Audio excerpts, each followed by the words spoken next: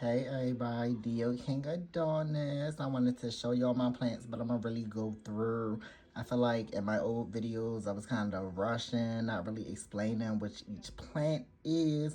I'm gonna do them one by one. I'm gonna be posting videos over the next several days, not several weeks, of each one of my plants. Give a breakdown of them, why I named them, what I named them, and when I got them. So this is my pinguicula, also known as a Mexican butterwort. It is a carnivorous plant. So right now it's bouncing back from some shock that it's been going through, but it is looking good. It is looking good. So when it's in a couple more weeks, when it gets rid of, like, you see these bigger leaves on the end that are kind of just fading out. Butterworts, they do that. They they produce leaves really fast and cycle the old ones out really fast. I haven't pulled them because they be giving me resistance, and the roots are finally locked in and doing really good. That's why you see right here in the middle, that's called a crown. The crown has split in two, and I'm so excited because, like I said, I've had this since July, and it has been up and down, back and forth. One minute it is throbbing, the next minute it's unaliving. And for a long time, I just did not know what to do.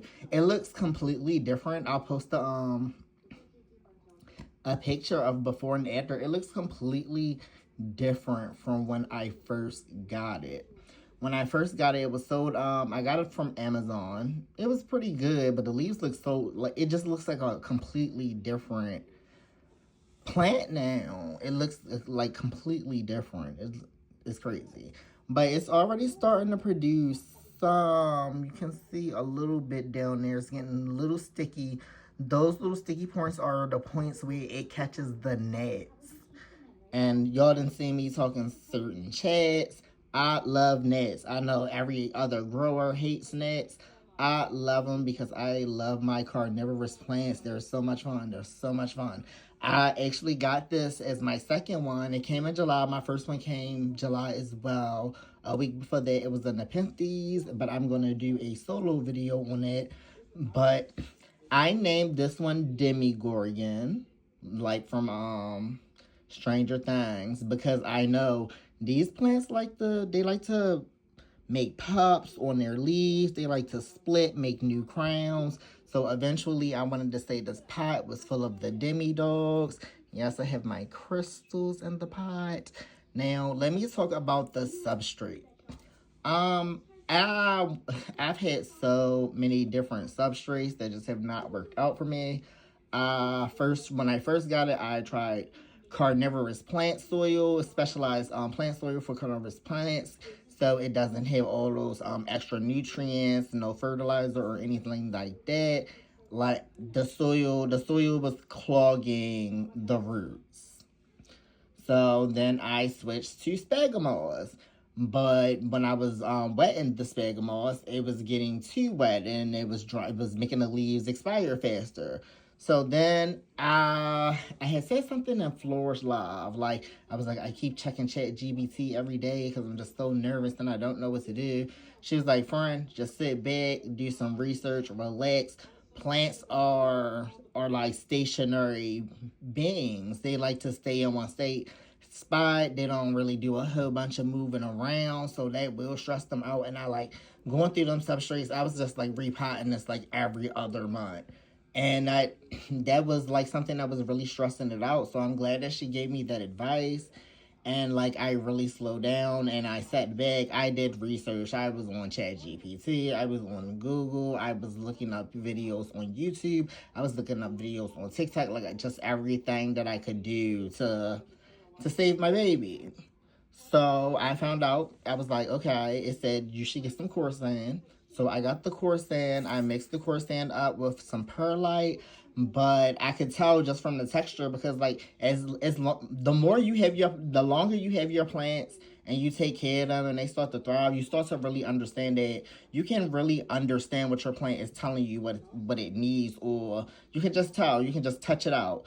So I didn't think the coarse sand was going to be enough. So what I did is there is coarse sand on the top, but inside of the pod, because the pod is bigger, I gotta zoom down a little bit. Inside of the pod is sphagnum moss, and that middle part is sphagnum moss too, so that the roots can be touching, not too much, not sitting in the water, but can be absorbing the water. Because most paniculas, because this is a succulent, and as you know, succulents don't like a whole bunch of water, but this one does. It likes a misting every 2 days that can help with the nectar production that it uses to catch the gnats or mosquitoes, even small flies. So they like a lot of water. So I finally just have it sitting in like another bowl that just wasn't being used. So I was like, okay, let me put some water in there. Let me sit the bowl in there, and it likes to sit in there water. Carnivorous plants have evolved to be stronger and, more tolerant of water, because it is those soaky and those wet environments, those soggy environments, they attract bugs to lay their eggs and stuff. So that's how they've evolved to catch their prey. And the reason, like, they've evolved over millions and millions of years. And this is a plant that comes from a no nutrient zone, so it doesn't need things like fertilizer. You guys that know, I use the biochar. This does not get regular biochar. You have to ask like Third Eye or whoever you get your biochar from exactly like what type of biochar you need for these, because these can't tolerate a lot of like fertilization, a lot of fertilizers, like a lot of nutrients. They can't handle that. That'll make the roots burn. And that's exactly what I was doing. But as you can see now, it looks so beautiful. Look at that center. Look at that crown. That crown, you never want to let that crown get too wet, because that is where it produces its leaves from. And if that gets damaged, it like, you done pretty much unalived your plant. But yes, it looks so good. I'm so excited to like see it grow, because just like my sundew that I've posted videos of, these like to throw out flowers.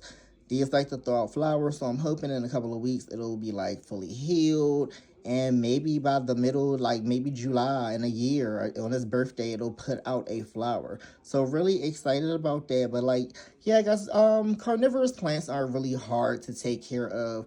It's just, you have to more so understand, like, they like a damp area. They don't like to be like soaked in water, but they like to be in a more damp area than your regular house plant.